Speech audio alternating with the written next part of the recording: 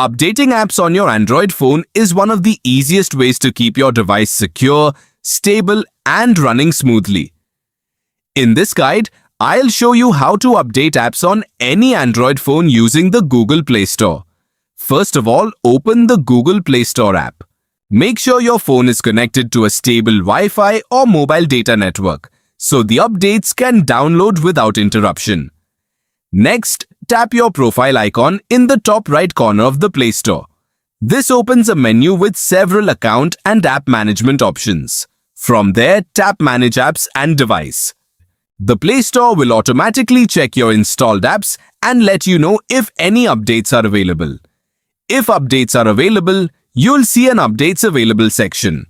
Tap See Details to view the complete list of apps that have newer versions ready to install. Scroll through the list and tap Update next to any individual app you want to update. This is useful if you only want to update certain apps while leaving others unchanged. If you prefer to update everything at once, simply tap the Update All button at the top of the list.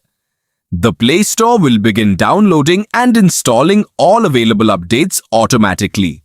Depending on the number of apps and your internet speed, this process may take a few minutes.